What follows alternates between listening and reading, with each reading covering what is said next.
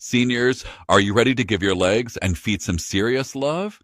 Today, we're going to dive into 10 effective exercises and lifestyle habits you can incorporate to boost circulation in your legs and feet.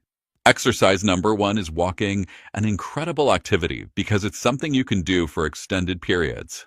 In fact, you can walk for hours, and during that time, you're performing thousands of repetitions that naturally enhance blood flow and circulation. What is circulation? To fully grasp how circulation works, it's important to understand the two types: cardiovascular circulation and interstitial circulation. Cardiovascular circulation, as the name suggests, begins in the heart. The heart pumps blood through arteries, which have thick, muscular walls that allow them to contract and regulate blood flow. From there, blood moves into the peripheral tissues, delivering essential oxygen and nutrients to the cells. Along the way, some of these substances, like oxygen and fluids, leak out of the arteries and flow into the surrounding tissue cells where they perform necessary functions. The remaining fluid returns via the veins. Interstitial circulation, on the other hand, happens between the blood vessels and the cells. The fluid that exits the arteries, known as extracellular fluid, sits in the space between the cells, called the interstitial space. Once this fluid enters the cells, it becomes intracellular fluid. The excess interstitial fluid needs to be returned to the bloodstream, and although a small amount returns through the veins, the majority is pumped back into the lymphatic system. Lymphatic vessels move this fluid upwards against gravity, ultimately dumping it back into the veins, where it can flow back to the heart to begin the cycle anew. Understanding the role of both circulatory systems will help us identify which exercises target each process and when they are most beneficial. We'll explore how specific activities address these two types of circulation, ensuring you can optimize your routine for better overall health and circulation. Exercise 1. Walking. When you walk, one of the primary benefits is that it boosts circulation. As you walk, you're increasing your heart rate, which pumps blood more efficiently throughout your body. However, gravity naturally pulls blood and fluid down towards your feet. The real challenge is how to get this fluid back up to the heart. This is where blood pressure comes into play. It needs to be high enough to help return blood to the heart. But veins don't have enough pressure on their own to push blood all the way back. This is why veins in your calves have valves that prevent blood from flowing backward. The key, though, is the muscle pump from your calf muscles.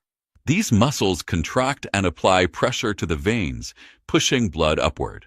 This is why walking is so effective. If you walk for an hour, you could take around 5,000 steps, meaning your calf muscles help push blood back to your heart 5,000 times during that walk.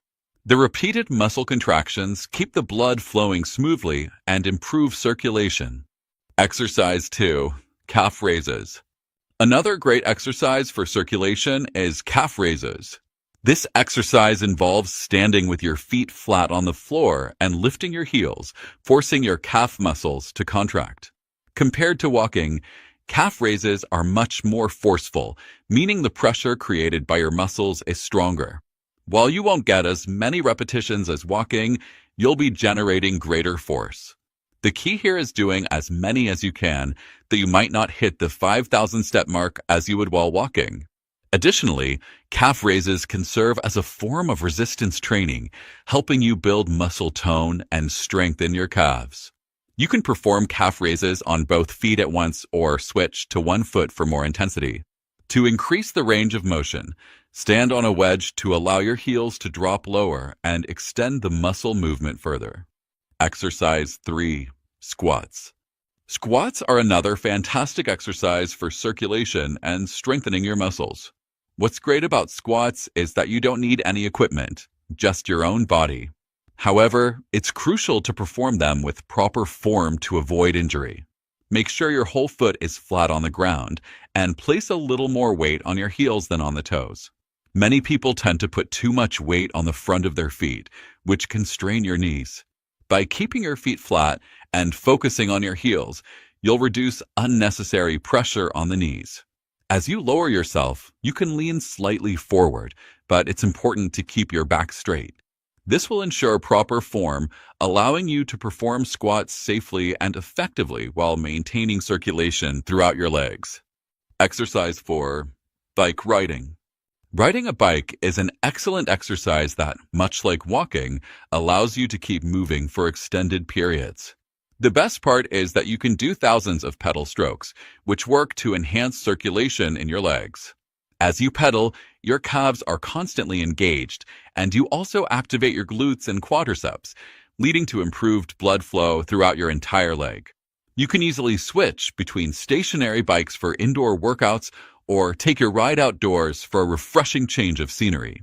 Whether you're cycling outside or using a stationary bike, you're providing a great boost to your leg circulation with every rotation. Exercise 5. Stretching. Stretching is a crucial part of improving circulation, especially in your lower body. To get the most out of your stretches, focus on areas like the back of your calves, knees, and hamstrings. To stretch your calves, stand on the edge of a step or curb and allow your heels to drop lower than your toes. For a deeper hamstring stretch, place one leg on an elevated surface and lean forward. Bending your knee will primarily stretch your hamstrings, but straightening it will target the back of the knee as well. To engage the entire muscle chain at once, pull your toes towards you while keeping your knee straight and your back aligned. Lean forward slightly, and you'll feel the stretch extend from your calf all the way up to your hamstring. Exercise 6. Foam rollers. Foam rolling is another fantastic way to enhance circulation and relieve muscle tension. Available in various levels of firmness, foam rollers can be tailored to your comfort level. They work by gently massaging your muscles as you roll back and forth, pushing blood toward the areas being targeted. The pressure from the foam roller acts like a mini massage, helping to flush out stagnant blood and improve circulation. You can use foam rollers on any muscle group, and the gentle movement helps promote faster recovery and increased blood flow to your legs, making it a great addition to your circulation routine. Understanding edema and circulation. As we've discussed, gravity plays a significant role in circulation, especially when it comes to the blood flowing back up from our feet. This downward pull is why so many circulation issues occur in the lower legs and feet. For most people, gravity isn't a major concern, but for those with circulation problems, it can become a bigger challenge. This is where understanding edema and its connection to circulation becomes important. Edema is often confused with poor circulation, but they are not the same thing. While poor circulation can indeed lead to edema, the process is more complex. When circulation is weak, gravity pulls blood down into the lower extremities, causing blood to pool. If the blood doesn't return to the heart efficiently, this pooling can result in fluid leaking into the surrounding tissues, eventually leading to edema. In the body, the heart pumps blood through blood vessels, which supply the cells with oxygen and nutrients. However, when blood pools due to poor circulation, some of the fluid escapes into the interstitial spaces around the cells. Without proper blood return, and with factors like weak muscle tone, this fluid can accumulate, leading to the swelling we recognize as edema.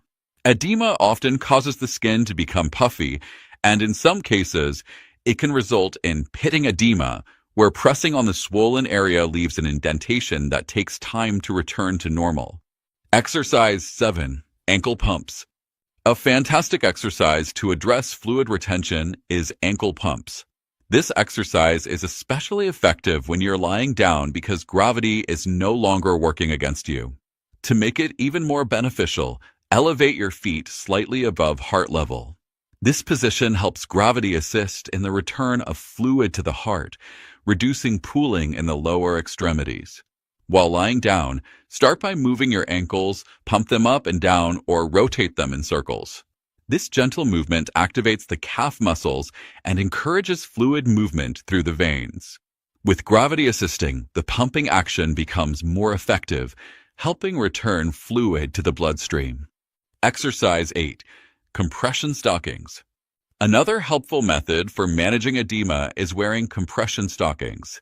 These stockings work by applying external pressure to the legs, which helps counteract the gravitational pull that causes fluid to pool in the lower extremities.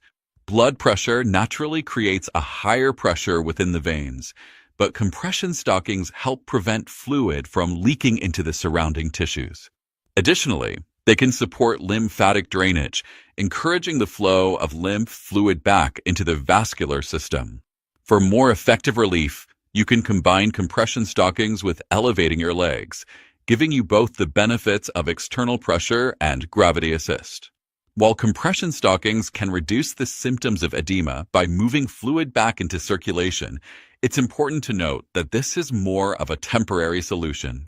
The underlying issue that causes the fluid to leak or not return properly still needs to be addressed for long-term improvement. Factors contributing to poor circulation and edema. When it comes to poor circulation and edema, there are several factors that contribute, and one common question is whether obesity plays a role. While obesity is often blamed for many health issues, it doesn't directly cause these problems. Instead, obesity is typically a result of underlying issues like insulin resistance and type 2 diabetes. Insulin resistance leads to higher blood glucose levels, elevated insulin levels, and increased blood pressure, factors that are more directly responsible for poor circulation.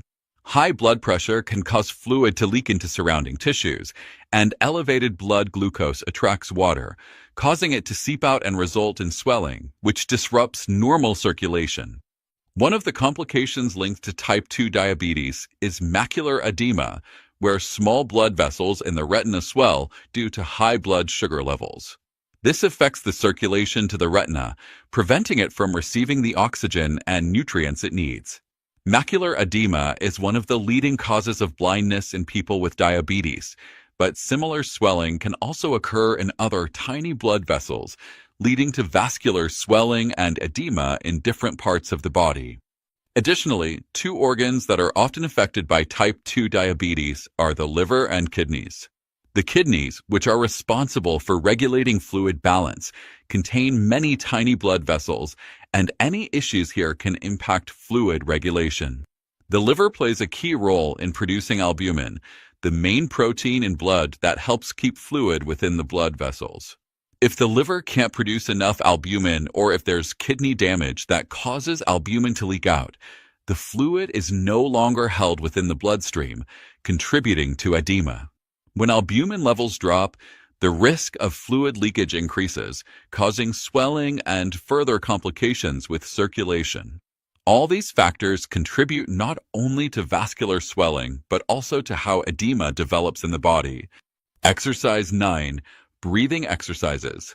To understand how blood circulates through the body, we need to explore the concept of vasoconstriction, which is a crucial mechanism that helps regulate blood flow to different areas of the body. Vasoconstriction refers to the narrowing or tightening of blood vessels. This process occurs because the walls of arteries and small arteries, called arterioles, have muscles that allow them to contract and reduce the vessel's diameter. The main trigger for vasoconstriction is stress, and there are two types we need to consider: acute and chronic stress. Acute stress happens quickly and is intense, but short-lived, like during exercise or when you're running away from danger. During this time, the heart pumps faster and harder, raising blood pressure, and the blood vessels constrict.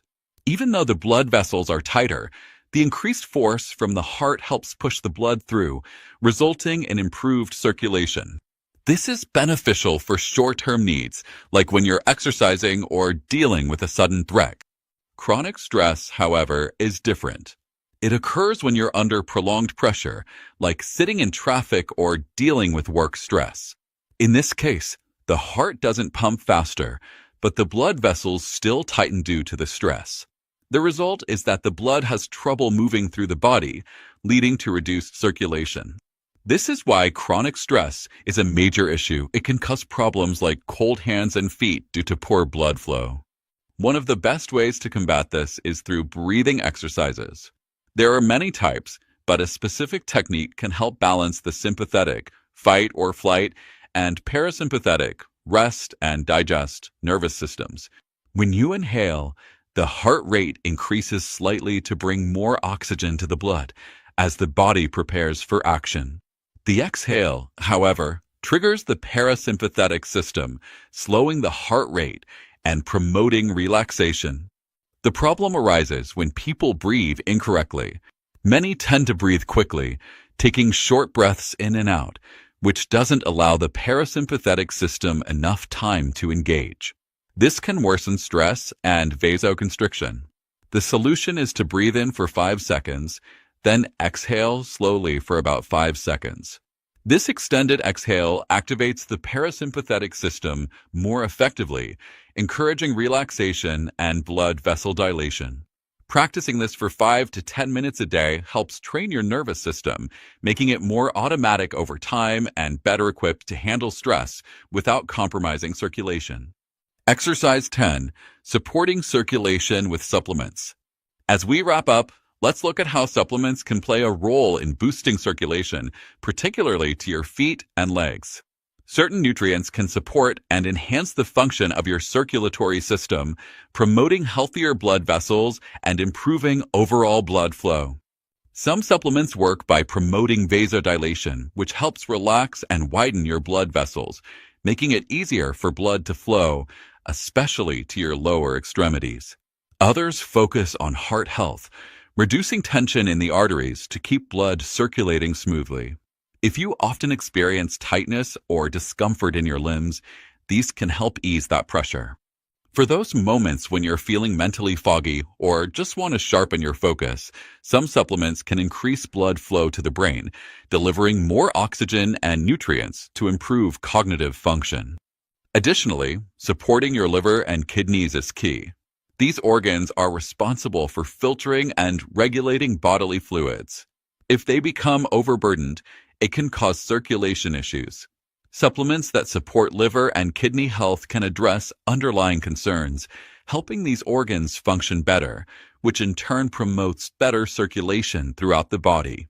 And there you have it, Health Champs, 10 awesome ways to boost circulation and keep your legs and feet feeling fantastic. If you love these tips, you're going to want to check out our next video for even more ways to level up your wellness game. Links in the description. Don't forget to hit that subscribe button, tap the bell, and turn on notifications so you never miss a tip to live your healthiest life. Drop a comment below. Which exercise are you trying first? Let's keep the conversation flowing. See you in the next one.